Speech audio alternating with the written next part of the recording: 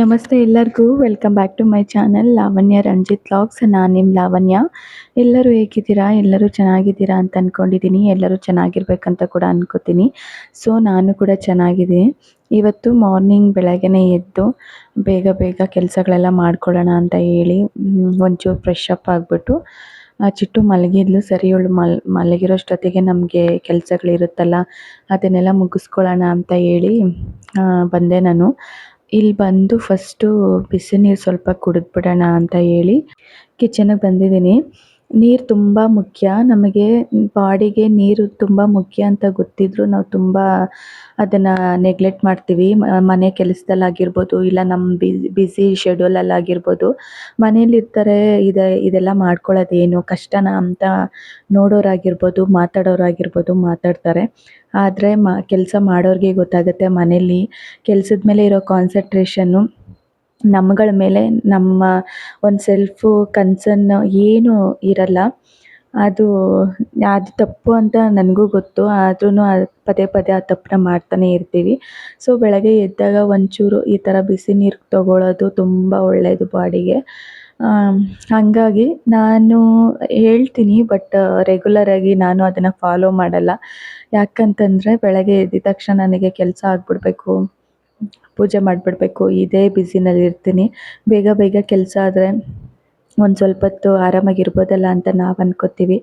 ಆದರೆ ಒಂದು ಕೆಲಸ ಆದಮೇಲೆ ಒಂದು ಕೆಲಸ ಯಾವುದಾದ್ರೂ ಇದ್ದೇ ಇರುತ್ತೆ. ಅದು ಕೆಲಸ ಮುಗಿದು ನಾವು ಆರಾಮಾಗಿರ್ತೀವಿ ಅನ್ನೋದು ಸುಳ್ಳು. ನನ್ನ ಪ್ರಕಾರ ಮನೆಯಲ್ಲಿ ಎಲ್ಲ ಹೆಣ್ಮಕ್ಳು ಅಷ್ಟೇ, ಅವರು ಒಂದು ಹೆಲ್ತ್ನ ಅವ್ರ ಬಗ್ಗೆ ಗಮನ ಕೊಡೋದಕ್ಕಿಂತ ಜಾಸ್ತಿ ಮನೆ ಬಗ್ಗೆ, ಮನೆಯಲ್ಲಿರೋರ ಬಗ್ಗೆನೇ ತುಂಬ ಯೋಚನೆ ಮಾಡ್ತಾರೆ, ಗಮನ ಕೊಡ್ತಾರೆ. ಸೊ ನಾವು ಎಷ್ಟು ಹೇಳಿದ್ರು ಅಷ್ಟೇ. ಯಾಕಂತಂದ್ರೆ ಅವರು ಟೇಕ್ ಕೇರ್ ಮಾಡೋದಕ್ಕೂ ಮೊದಲು ಆ ಮನೇಲಿರೋರನ್ನ ಚೆನ್ನಾಗಿ ನೋಡ್ಕೊಳ್ಳೋದು ಅವ್ರ ಕರ್ತವ್ಯ ಆಗಿರುತ್ತೆ. ಹಾಗಾಗಿ ಎಲ್ಲರೂ ಅದೇ ಥರ ಇರ್ತಾರೆ ನನ್ನ ಪ್ರಕಾರ. ಸೊ ಹೀಗೆ ಮಾತಾಡ್ತಾ ಕೆಲವೊಂದು ಘಟನೆಗಳನ್ನ ನಿಮ್ಮ ಹತ್ರ ಹೇಳ್ಕೋಬೇಕು, ನನ್ನ ಲೈಫಲ್ಲೇ ನಡೆದಿದ್ದು ಅಂತ. ಫಸ್ಟು ನಾನು ಹೇಗಿದ್ದೆ ಬಿಫೋರ್ ಮ್ಯಾರೇಜ್ ಆಗಿರ್ಬೋದು, ಇಲ್ಲ ನನ್ನ ಚೈಲ್ಡ್ಹುಡ್ ಜರ್ನಿ ಆಗಿರ್ಬೋದು, ಅದರಲ್ಲಿ ಯಾವುದಾದ್ರೂ ಒಂದನ್ನು ನಾನು ನಿಮ್ಮ ಹತ್ರ ಹೇಳ್ಕೊಳ್ಳೋಣ ಅಂತ ಹೇಳಿ. ಏನು ಗೊತ್ತಾ, ಈ ಮುಜುಗರ ಯಾರಾದರೂ ಇದ್ದರೆ ಅವ್ರ ಮುಂದೆ ಓಡಾಡೋದಾಗಿರ್ಬೋದು, ಮತ್ತು ಯಾರು ಏನು ಅನ್ಕೋತಾರೋ, ಯಾರು ಏನು ಮಾತಾಡ್ತಾರೋ, ನನ್ನ ಬಗ್ಗೆನೇ ಮಾತಾಡ್ತಾರಾ, ನನ್ನ ಬಗ್ಗೆ ಏನಾದರೂ ಕೆಟ್ಟದಾಗಿ ಮಾತಾಡ್ತಾರಾ, ಈ ಥರ ಥಿಂಕಿಂಗ್ ಜಾಸ್ತಿ ನನಗೆ ಚಿಕ್ಕವಳಿರುವಾಗಿಂದನೂ. ನನಗೆಷ್ಟು ಮುಜುಗರ ಅಂತಂದರೆ ನೀವು ನಂಬಲ್ಲ. ಯಾರನ್ನಾದ್ರೂ ಏನಾದರೂ ಕೇಳಬೇಕಂತ ಅದು ಮುಜುಗರನೋ ಭಯನೋ ನನಗೆ ಗೊತ್ತಿಲ್ಲ. ಆದರೆ ಅದರಿಂದ ತುಂಬ ಸಫರ್ ಆಗಿದ್ದೀನಿ ನಾನು ಚಿಕ್ಕವಳಿರುವಾಗಿಂದನೂ. ಆದರೆ ಆವಾಗಿದ್ದಿದ್ದು ಲಾವಣ್ಯ, ಇವಾಗಿರೋ ಲಾವಣ್ಯ ಸಿಕ್ಕಾಪಟ್ಟೆ ಚೇಂಜ್ ಆಗಿದ್ದೀನಿ. ಅದು ಒಂಚೂರು ನನ್ನನ್ನು ಕಂಪ್ಲೀಟಾಗಿ ಬಿಟ್ಟೋಗಿದೆ ಅಂತ ಹೇಳೋದು ಸುಳ್ಳು. ಅದಿದೆ, ಬಟ್ 90% ಬೆಟರ್. ಆವಾಗಿದ್ದಿದ್ದು ಲಾವಣ್ಯಗೂ ಇವಾಗಿರೋ ಲಾವಣ್ಯಗೂ 90% ಬೆಟರ್. ಇನ್ನು 10% ಎಲ್ಲೋ ಉಳ್ಕೊಂಡಿದೆ. ಅದು ಯಾವಾಗ ದೂರ ಆಗುತ್ತೆ, ಇಲ್ಲ ಅದು ಹಾಗೆ ಉಳ್ಕೊಳ್ಳುತ್ತಾ ಅನ್ನೋದು ನನಗೆ ಗೊತ್ತಿಲ್ಲ. ಸೊ ಅದ್ರ ಬಗ್ಗೆ ಯಾವುದಾದ್ರೂ ಒಂದು ಘಟನೆನ ನಿಮ್ಮ ಹತ್ರ ಹೇಳ್ಕೊಳ್ಳೋಣ ಅಂತ ಇದ್ದೀನಿ. ಹೀಗೇ ನಾನು ಹೆಂಗೆ ಅಂತಂದರೆ, ಸ್ಕೂಲ್ಗೆ ಹೋಗೋವಾಗೂ ಅಷ್ಟೇ. ಸ್ಕೂಲ್ಗೆ ಹೋಗ್ಬೇಕಾದ್ರೆ ಸ್ಕೂಲ್ ಆಯಿತು, ಮನೆ ಆಯಿತು, ಈ ಬಾವಿಲಿರೋ ಕಪ್ಪೆ ಥರ. ಅದಾದಮೇಲೆ ನಾವಿದ್ದಿದ್ದು ವಿಲೇಜಲ್ಲೇ ಆಗಿರ್ಬೋದು. ವಿಲೇಜಲ್ಲಿರೋರು ಕೂಡ ತುಂಬಾ ಚೆನ್ನಾಗಿ ಓಡಾಡೋದು, ಒಂದು 4 ಜನದ ಹತ್ರ ಮಾತಾಡೋದು, ಅವ್ರ ಮನಸ್ಸಲ್ಲಿರೋದನ್ನು ಹಂಚ್ಕೊಳ್ಳೋದು, ಈ ಥರ ಎಲ್ಲ ಮಕ್ಕಳು ಇರ್ತಾರೆ. ಆದರೆ ನಾನೊಂಥರ ಡಿಫ್ರೆಂಟ್ ಯಾವ ಥರ ಅಂದರೆ, ಮನೇಲಿರೋರ ಹತ್ರ ಅಕ್ಕಪಕ್ಕದವ್ರ ಹತ್ರ ತುಂಬಾ ಚೆನ್ನಾಗಿರ್ತಾ ಇದ್ದೆ. ನನಗೆ ಈ ಥರ ಅದು ಕಾಯಿಲೆ ಅಂತಲೇ ಹೇಳ್ಬೋದು. ನಾನು ಅಷ್ಟು ಅನುಭವಿಸ್ಬಿಟ್ಟಿದ್ದೀನಿ ನಾನು ಈ ಮುಜುಗರ ಅನ್ನೋ ಒಂದು ಇದರಿಂದ. ಮನೆಯಲ್ಲಿರೋರ ಹತ್ರ ಚೆನ್ನಾಗೇ ಇರ್ತಾ ಇದ್ದೆ ನಾನು.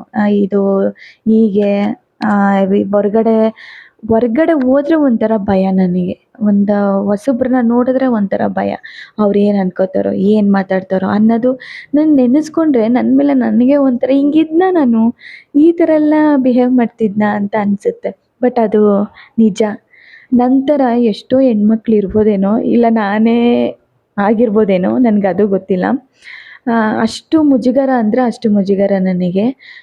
ಸ್ಕೂಲ್ಗೆ ಹೋಗೋವಾಗ ಸ್ಕೂಲು ಮನೆ ಆಯಿತು ಅಷ್ಟೇ. ಅದು ಮುಗಿಸ್ಕೊಂಡು ನಾನು ಸಿಟಿ ಕಡೆ ಬಂದೆ. ವರ್ತೂರು ವೈಟ್‌ಫೀಲ್ಡ್ ಇದೆಲ್ಲ ಸಿಟಿನೇ ಅಲ್ವಾ. ಸೊ ಸಿಟಿ ಕಡೆ ಬಂದೆ. ಸಿಟಿಯಿಂದ ನಾನು ಕೆಲ್ಸಕ್ಕೆ ಹೋಗೋದಕ್ಕೂ ಶುರು ಮಾಡಿದೆ. ಕೆಲ್ಸಕ್ಕೆ ಹೋದ್ಮೇಲೆ ಅಲ್ಲಿ ಫ್ರೆಂಡ್ಸ್‌ಗಳಾಗಿರ್ಬೋದು ಎಲ್ಲರೂ ಸಿಗ್ತಾರೆ.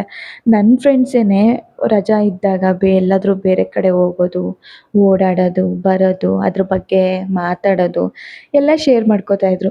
ನನಗೆ ವೀಕ್ ಆಫ್ ಅಂದರೆ ರಜಾ ಇರುತ್ತಲ್ಲ, ಒಂದು ವಾರದಲ್ಲಿ 1 ದಿನ ರಜಾ ಇರುತ್ತಲ್ಲ, ಆ ಒಂದಿನ ರಜದಲ್ಲಿ ನಾನು ದಿನಪೂರ್ತಿ ಮನೆ ಕ್ಲೀನ್ ಮಾಡ್ತಾಯಿದ್ದೆ. ದಿನಪೂರ್ತಿ ಒಂದು ನಿಮಿಷನೂ ನನಗೆ ರೆಸ್ಟ್ ಇರ್ತಾ ಇರಲಿಲ್ಲ. ದಿನಪೂರ್ತಿ ಮನೆ ಕ್ಲೀನ್ ಮಾಡೋದು, ಸಂಜೆ ಆಯ್ತಾ ಸ್ನಾನ ಮಾಡಿ ಪೂಜೆ ಮಾಡೋದು, ಮತ್ತೆ ಬೆಳಗ್ಗೆ ಮಾರ್ನಿಂಗು ಅದೇ ರೊಟೀನ್. ವಾರ ಪೂರ್ತಿ ಕೆಲ್ಸಕ್ಕೆ ಹೋಗು, ಮನೆಗೆ ಬಾ. ನಾನಿದ್ದಿದ್ದು ಊರಲ್ಲಂತೂ ಬಸ್ಸುಗಳಿಗೆ ಸಿಕ್ಕಾಪಟ್ಟೆ ಕಷ್ಟ ಇತ್ತು. ಅದಕ್ಕೆ ಟೈಮಿಂಗ್ಸೇ ಇರಲಿಲ್ಲ. ಒಂದು ಬಸ್ಸಿಗೂ ಟೈಮಿಂಗ್ಸ್ ಇರಲಿಲ್ಲ. ನಾವಿದ್ದಿದ್ದು ಊರಲ್ಲೂ ಬಸ್ಸುಗಳು ಜಾಸ್ತಿ ಇರಲಿಲ್ಲ. ಅರ್ಧ ಲೈಫ್ ನಾವು ಒಂದು ಬಸ್ ಸ್ಟಾಪಲ್ಲೇ ಕಳ್ದಿದ್ದೀವಿ ಅಂದರೆ ಸುಳ್ಳಾಗಲ್ಲ.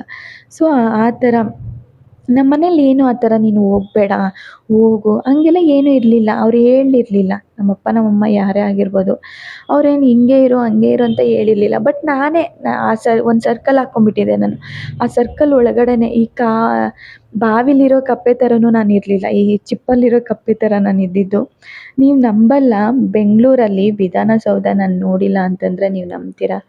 ನಿಜ. ನಾನು ಇಲ್ಲಿ ತನಕನೂ ಇವಾಗ್ಲೂ ನನಗೆ ಮದುವೆ ಆಗಿದೆ, ಮಗು ಆಗಿದೆ.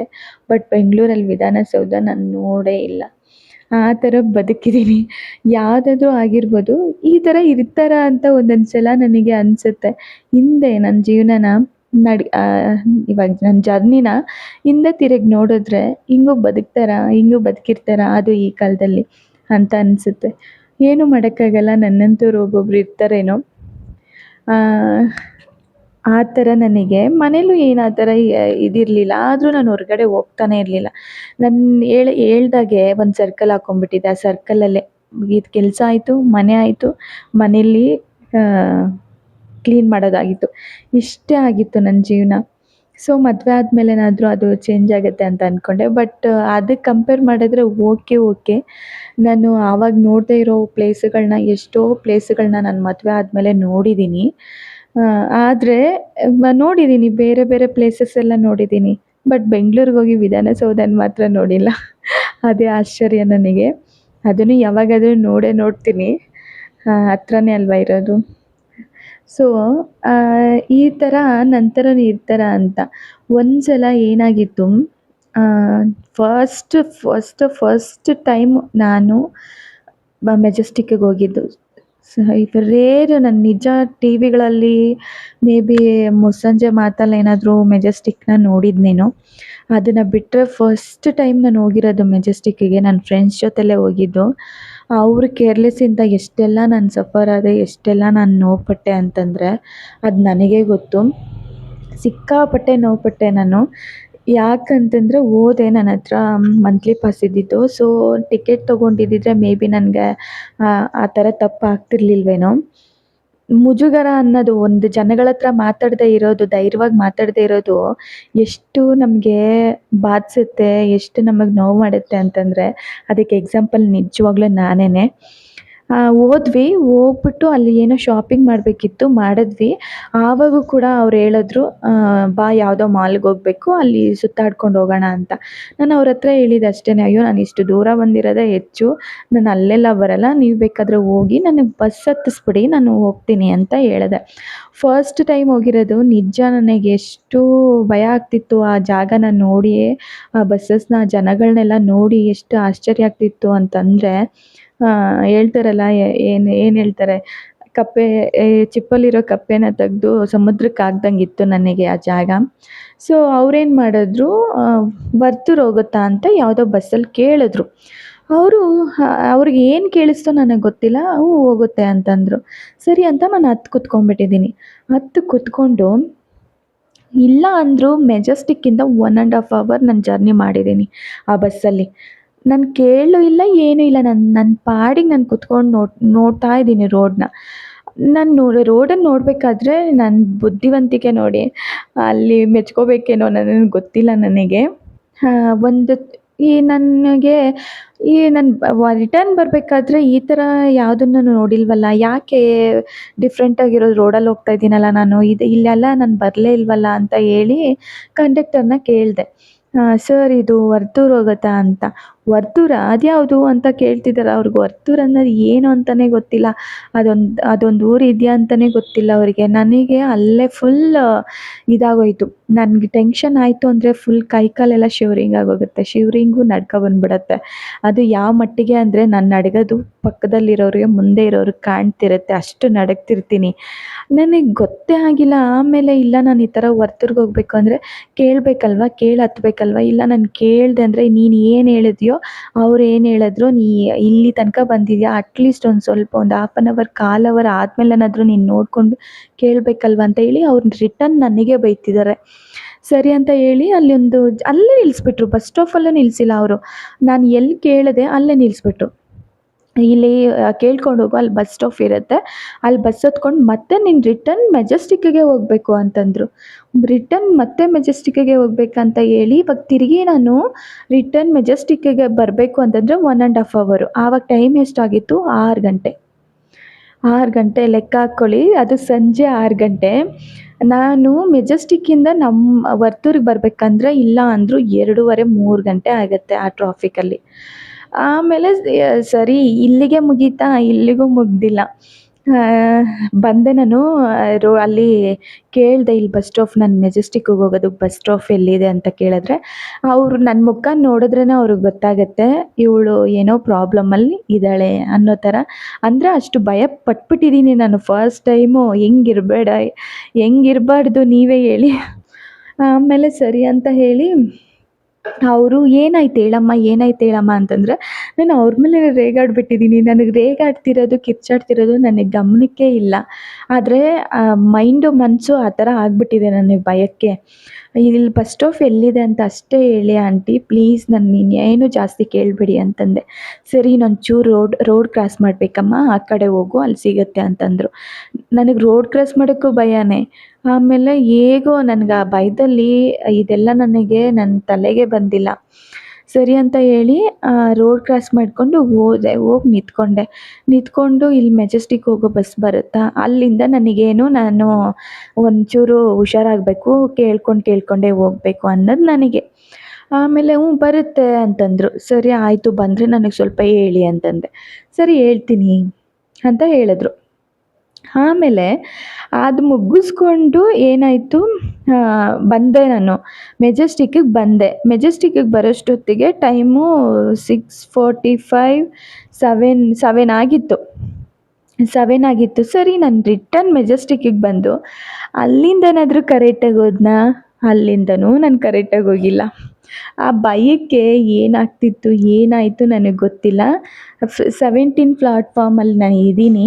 17 ಪ್ಲಾಟ್ಫಾರ್ಮಲ್ಲಿ ಇದ್ದೀನಿ. ಬಟ್ ಅಲ್ಲಿ ನಾನು ಮಾಡಿದ ತಪ್ಪೇನು ಅಂತಂದರೆ, ನನಗೆ ಗೊತ್ತಾಗಿದ್ದೇನು ಅಂತಂದರೆ, ವರ್ತೂರು ಅತ್ತಿಬೆಲೆ ಅಂತ ಇತ್ತು. ವರ್ತೂರು ಕಡೆ ಇರೋರಿಗೆ ಇದು ಗೊತ್ತಿರುತ್ತೆ. ಅತ್ತಿಬೆಲೆ, ವರ್ತೂರು, ಅತ್ತಿಬೆಲೆ, ಹೊಸಕೋಟೆ ಇದು ಒಂದು ಬಸ್ ಓಡಾಡುತ್ತೆ. ಒಂದೇ ಅಲ್ಲ, ಸಿಕ್ಕಾಪಟ್ಟೆ ಬಸ್ಸುಗಳು ಓಡಾಡ್ತವೆ. ಸೊ ಅಲ್ಲಿ ಕನ್ಫ್ಯೂಸ್ ಮಾಡಿಕೊಂಡು ನಾನು ಮತ್ತೆ ಇದು ವರ್ತೂರು ಮೇಲೆ ತಾನೇ ಹೋಗುತ್ತೆ ಅಂತ ಹೇಳಿ ವರ್ತೂರಿಗೆ ಆ ಬಸ್ಸಿಗೆ ಹತ್ತಿಬಿಟ್ಟೆ.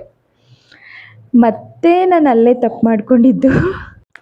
ಹತ್ತಿದ್ದೀನಿ. ಹತ್ಬಿಟ್ಟು ಸರಿ ಯಾವುದಕ್ಕೂ ಇರಲಿ ಅಂತ ಹೇಳಿ ಧೈರ್ಯ ಮಾಡಿ ಕೇಳಿದೆ ಅಲ್ಲಿ ಒಬ್ಬರನ್ನ, "ಇದು ವರ್ತೂರು ಹೋಗುತ್ತಾ" ಅಂತ. ಯಾಕಂತಂದರೆ ಶಾಂತಿನಗರ್ ಬಸ್ ನಾನು ಹತ್ತಿರೋದು, ಓಕೆನಾ. ಶಾಂತಿನಗರ್ ಬಸ್ ಹತ್ತಿರೋದು. ಅತ್ತಿಬೆಲೆ ಹೋಗುತ್ತಾ ಇದು? ಅದು ಶಾಂತಿನಗರಕ್ಕೆ ಹೋಗ್ಬೇಕಾದ್ರೆ ಅಲ್ಲೊಂದು ಈ ಗ್ರೌಂಡ್ ಒಳಗಡೆ ಹೋಗುತ್ತೆ. ಅದು ಏನಂತಾರೋ ನನಗೆ ಶಾಂತಿನಗರದ ಹತ್ರ ನನಗೆ ಗೊತ್ತಾಗಿದ್ದು. ಹೋಗುತ್ತಾ ಅಂತ. "ವರ್ತೂರಾ? ನಿನಗೇನು ಬುದ್ಧಿ ಇಲ್ವಾ? ಓದಿದ್ಯಾ ಅಂತ ಅನಿಸುತ್ತೆ. ಇದು ಎಲ್ಲಿಗೆ ಹೋಗುತ್ತೆ ಅಂತ ಗೊತ್ತಾಗಲ್ವಾ" ಅಂತ ಬಸ್ ಒಳಗಡೆನೇ ಒಂದು ಆಂಟಿ ನನಗೆ ಬೈಯೋದಕ್ಕೆ ಸ್ಟಾರ್ಟ್ ಮಾಡಿದ್ರು. ಸೊ ಇನ್ನೇನು ಮಾಡೋದು, ಇವಾಗ ನಾನು ಎಲ್ಲಿ ಇಳ್ಕೊಂಡ್ರೆ ವರ್ತೂರಿಗೆ ರೀಚ್ ಆಗ್ತೀನಿ ಅಂದರೆ ಅವ್ರು ಹೇಳಿದ್ರು, "ಇಲ್ಲಿ ಸಂಜನ್ ಸಿಗುತ್ತೆ, ಸಂಜನ್ಸಲ್ಲಿ ಇಳ್ಕೊಂಡು ಅಲ್ಲಿ ಯಾವುದಾದ್ರೂ ಬರುತ್ತೆ ಬಸ್ಸಸ್ಸು, ಕೇಳಿಕೊಂಡು ಹೋಗು" ಅಂತ ಹೇಳಿದ್ರು. ಸರಿ ಅಂತ ಹೇಳಿ ಸಂಜನ್ಸಲ್ಲಿ ಇಳ್ಕೊಂಡೆ.